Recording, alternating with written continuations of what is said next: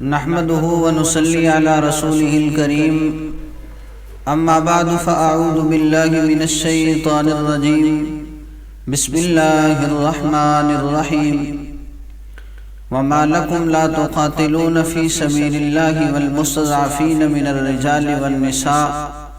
والولدان الذين يقولون ربنا اخرجنا من هذه القرية الظالم اهلها وجعل لنا من لدنك وليا وجعل لنا من لدنك نصيرا صدق اللہ العظیم۔ میرے انتہائی واجب الاحترام معزز سامعین و ناظرین، گلوبل سمود فلوٹیلا کے 6 افراد جو کہ پاکستانی تھے،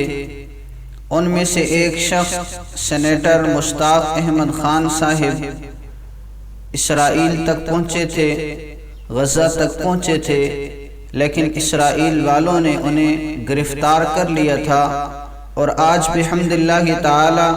سوشل میڈیا پر ان کا پیغام آ گیا ہے کہ ہم آزاد ہو چکے ہیں اور ہم اردن کے قریب پہنچ چکے ہیں۔ تو اس پر انہیں ایک تو خراج تحسین پیش کرتا ہوں کہ انہوں نے ہمت، جذبے، استقامت کے ساتھ یہ سارے کا سارا سفر کیا، اور پھر آزادی کی نعمت کتنی بڑی نعمت ہے یہ اسی بندے کو پتہ چل سکتا ہے جس کے پاس آزادی نہ ہو یا جس کا آزادی پر کچھ لگا ہو۔ تو ایسے اشخاص کو آزادی کی نعمت صحیح سمجھ آ سکتی ہے۔ اللہ جل شانہ نے بنی اسرائیل والوں پر جتنی نعمتوں کا تذکرہ کیا تو ان میں سے ایک نعمت آزادی کی نعمت کا تذکرہ بھی کیا۔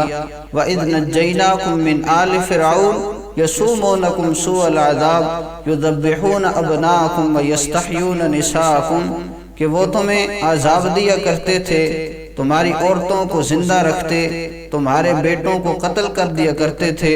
اللہ نے تمہیں ان سے نجات دی ہے، یعنی آزادی کی نعمت سے بہرہ کیا ہے۔ اللہ جل شانہ نے اس نعمت کا تذکرہ قرآن کریم کے اندر فرمایا ہے، تو پتہ چلتا ہے آزادی کی نعمت بہت بڑی نعمت ہے۔ اور آج جو رہائی اور آزادی سینیٹر مشتاق احمد خان صاحب کو ملی ہے، ہم اس پر انہیں مبارکباد پیش کرتے ہیں،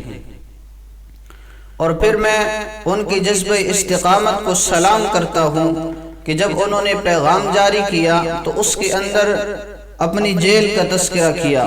کہ ہمیں جیل کے اندر ڈالا گیا، ہمارے ہاتھوں کے اندر ہتھکڑیاں ڈال کر ہاتھ پیچھے باندھ دیے گئے،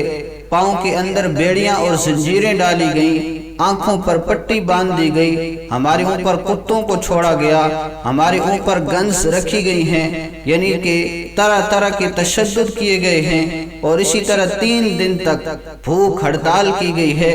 ہمارے سامنے نہ کھانا لایا گیا نہ پانی لایا گیا، لیکن ہمارے اس جذبہ کو وہ ختم نہیں کر سکتے۔ ہمارا آخری سفر غزہ ہے، ہماری منزل غزہ ہے، ہم نے غزہ تک پہنچنا ہے۔ ان کی آزادی کے لیے، اہل فلسطین کی آزادی کے لیے، مسجد اقصیٰ کی آزادی کے لیے ہماری جد و جہد کبھی نہیں رک سکتی۔ ہماری جد و جہد کے اندر مزید اضافہ ہوگا۔ مزید وہ کہہ رہے تھے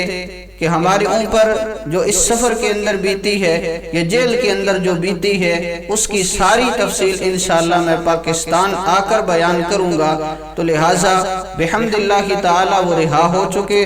اور پاکستان کی طرف ان کا سفر شروع ہے۔ پاکستان انشاءاللہ پہنچ جائیں گے تو ان کا اچھے انداز سے استقبال بھی کیا جائے گا، انہیں خراج تحسین بھی پیش کیا جائے گا۔ بہرحال عوام سے میں کہنا چاہوں گا کہ کچھ ایسے بے وقوف اور نادان قسم کے لوگ ہیں جو سینیٹر مشتاق احمد خان پر باتیں کر رہے ہیں کہ یہ فقط یہ چاہتا ہے کہ میں مشہور ہو جاؤں، فقط یہ چاہتا ہے کہ میرا چہرہ ہمیشہ سوشل میڈیا پر رہے، میرا چہرہ ٹی وی پر رہے۔ تو اس کو سمجھنا چاہیے جو بندہ اپنی جان پر کھیل کر، خطرے کو مول لے کر، سر پر کفن باندھے ہوئے، ہاتھ کی ہتھیلی پر جان رکھتے ہوئے غزہ تک گیا ہے، اس کے متعلق ایسی باتیں کرنا درست نہیں ہے۔ ہم اپنے گریبان ایوان کے اندر جھانک کر دیکھیں ہم نے اہل غزہ، اہل فلسطین، مسجد اقصی کے لیے کیا کیا، تو لوگوں کے خلاف باتیں کرنا آسان ہوتا ہے۔ اور اسی طرح بعض حضرات پیر مظہر سعید شاہ سے متعلق گفتگو کر رہے ہیں کہ انہوں نے سینیٹر مشتاق احمد خان صاحب کو آگے بھیج دیا اور خود واپس آ گئے، تو یہ بات بھی درست نہیں ہے۔ پیر صاحب کی حد الوسع کوشش تھی کہ وہ غزہ تک پہنچے، لیکن سفری رکاوٹوں کی وجہ سے وہ آگے نہ پہنچ سکے۔ کچھ دن قبل ہی وہ پاکستان واپس پہنچے ہیں۔ تو یہ جو مکمل 6 افراد کا پاکستانی قافلہ تھا، پاکستانی جو 6 افراد سے، ان سے متعلق ہماری